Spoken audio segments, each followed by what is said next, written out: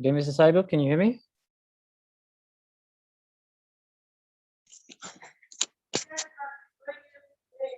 Hello, can you hear me? Yes, I can hear you, sir. All right. Okay, let me just adjust my volume a little bit. Okay, we'll start soon.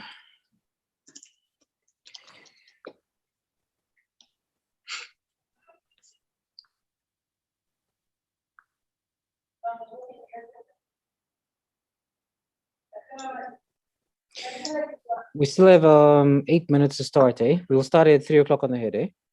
Okay, cool. Okay.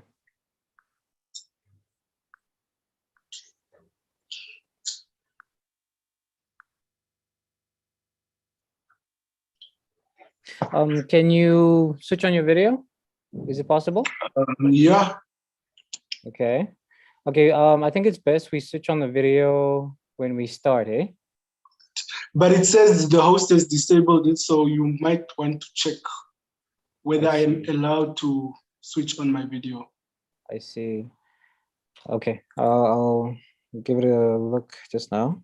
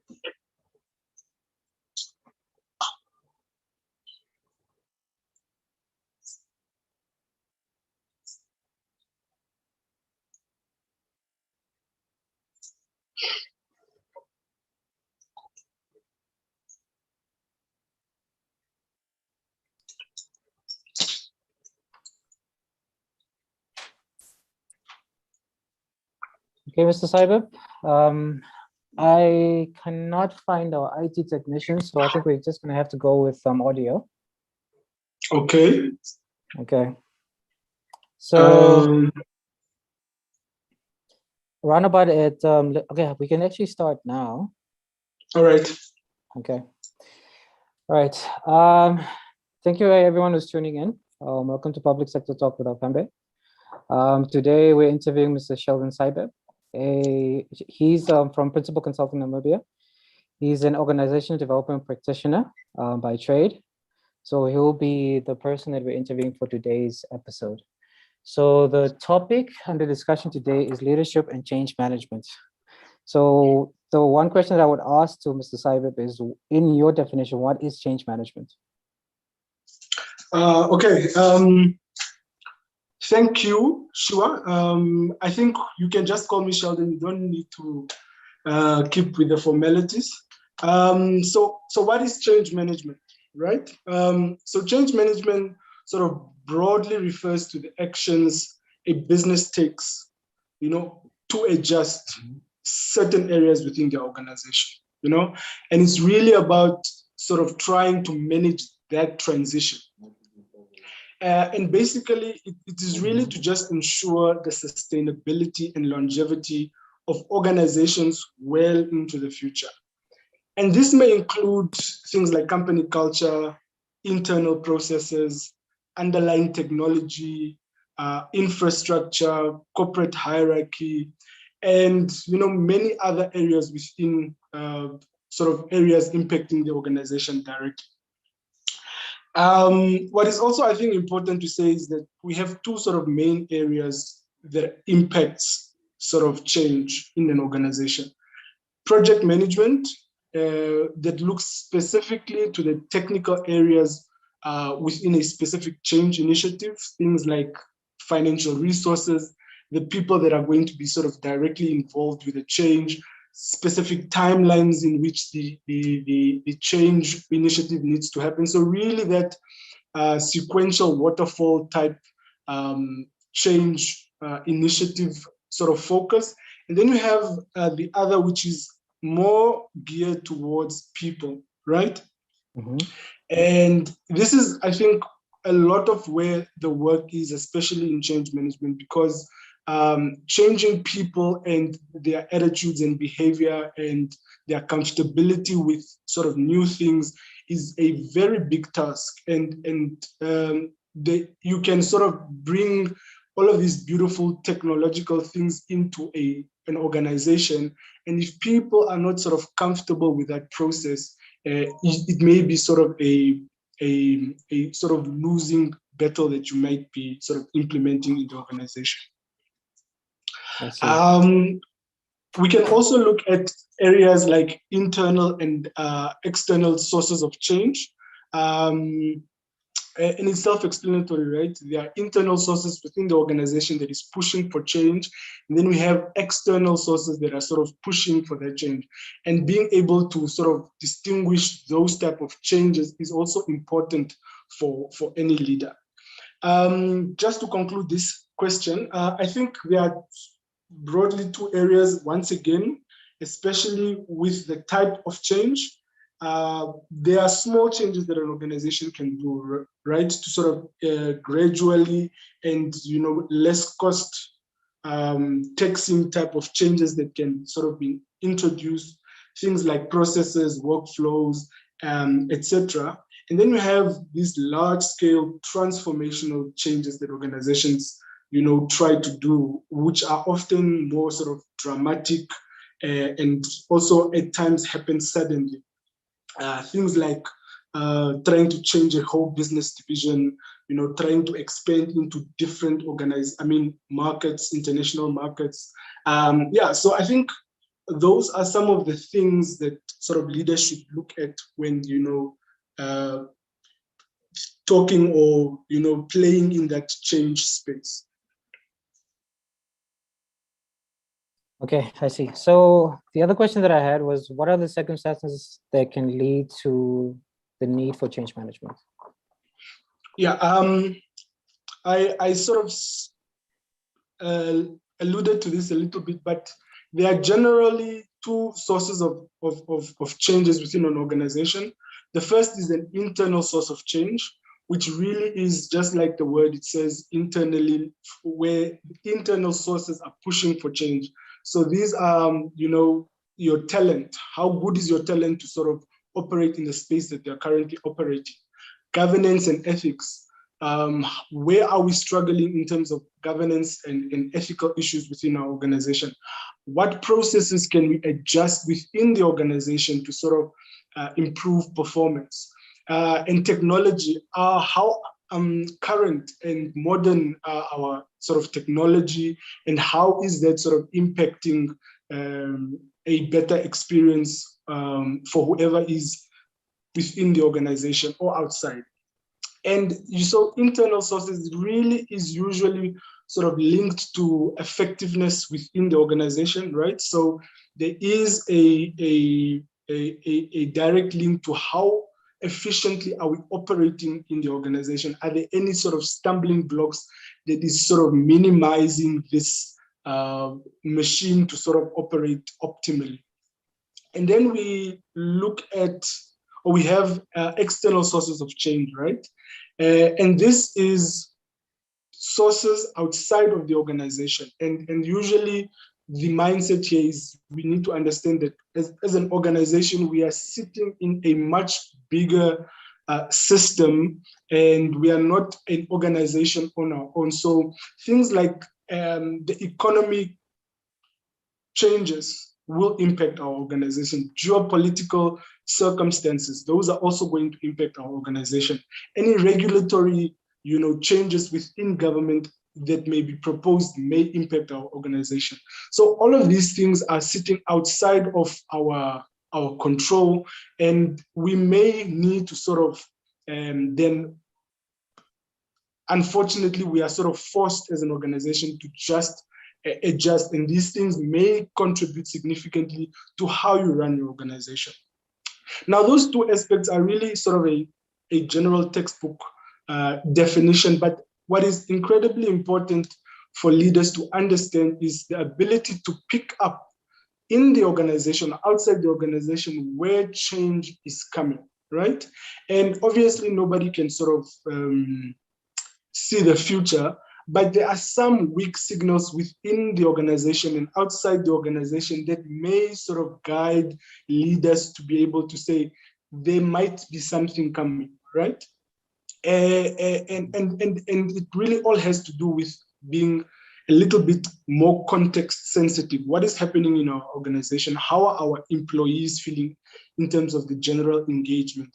How are our customers or citizens rather in the country feeling specifically to a specific area or product or service that we are giving as an organization?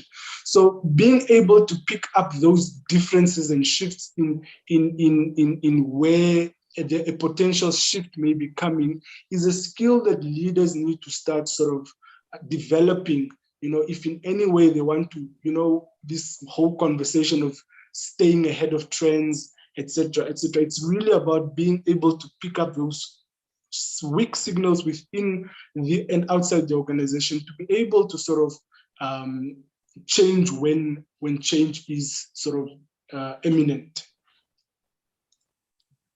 Okay, I see. Then maybe the other aspect that we could look at is leadership style. So specifically, does leadership style need to change depending on the crisis that is affecting the business? This is also a very good question because, and also very obviously current because many organizations due to COVID-19 are sort of going through said crisis, right? And the reality on the ground is, yes, leaders will have to adjust their leadership approach to fit the current times. There is nothing wrong with being consistent and using a leadership approach that has been useful to you in more stable environment, because that is the sort of differentiator.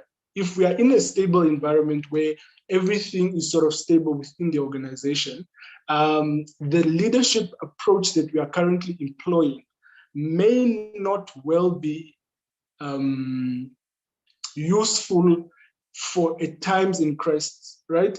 Because at times crisis is a little bit sudden, or even if it's not that sudden, there are fundamental differences in a crisis compared to a problem in a more stable environment. Because in a stable environment, for example, you have time to think about analyzing the problem, so on and so forth. But in a crisis mode, there's very little time to really do deep analysis of the problem to be able to sort of solve for it. And it sort of essentially then requires different approaches to leadership. And what is also important is being able to make that differentiating sort of characterization that we are currently stable, our current stable, leadership approach is efficient. However, should something happen to us as an organization where sort of a new approach is required, how do we best approach that kind of leadership? Because we also accept that this special, the one that we decided to employ may not very well be applicable to a crisis scenario. Yeah. Okay. I want us to maybe look at some of the barriers that prevent effective leadership. Maybe can you name a few that you've come across in your long career? Look, any HR book or Google search will give you a long list of barriers to leadership, right? Things like ego and lack of accountability, refusal of help, being over controlling, being overconfident, and the typical obvious things like bureaucracy and red tape. These things are all well documented and are sort of not new to leadership. But what I must say, it's different from organization to organization, industry to industry, ministry to ministry, agency to agency, right? So what is important there is for leadership to really be introspective and ask those questions about what is really in the way for us to lead as a leadership team or as an organization. Because if those things are not out in the open and say that I am struggling with this area of me being a leader, and actually trying to minimize or take away even those hurdles within that leadership process, it will always and forever be there. So I always like to tell leaders in an organization to really take the time, and really question the type of leadership that you are using and how applicable is it in this organization.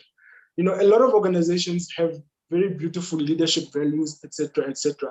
But sort of these descriptive ways of doing things is different from what is actually being done on the ground, and I think closing that gap, is incredibly important to what we say we are doing and what is experienced by leaders in an organization.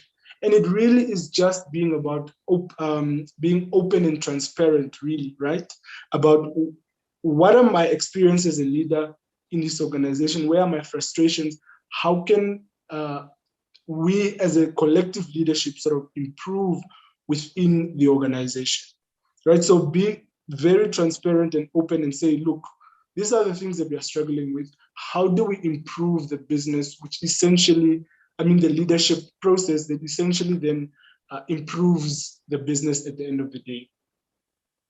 Okay. Right. So obviously, change management is something that's designated to a particular department. So what I would want to know is who has the responsibility of enacting change management within an organization? Yeah. Also, a very good question. A lot of organizations will have a different approach to their transformational and sort of change initiatives. They sit within a specific department, for example, in organizational development. They have a whole transformational team maybe that is responsible for it, or they can have some external consultants to sort of come in to deal with, the various change processes that is required. But there is a central sort of role and agreement when it comes to the organizational leadership and its influence on change, because they have what is called legitimate power to authorize change and sort of establish a direction of change, right? So most of these and most of these initiatives will have, for example, a change owner, right? Somebody who's ultimately responsible for the process. But this is also very much set in a leadership approach where leaders are supposed to be, heroes. They need to be all-knowing. They need to have all of the answers. And when working in uncertain and complex times, that is just not true, right? A lot of leaders are experiencing uncertainty and complexities where they really don't have the answers, and it's more of a day-to-day approach as opposed to giving a solution for a specific sort of complex problem. And it's really about looking at change systemically, right? Who is in the organization that can sort of contribute to this change? Because if you look at it, everybody in the organization will be responsible for the change at varying responsibilities, right?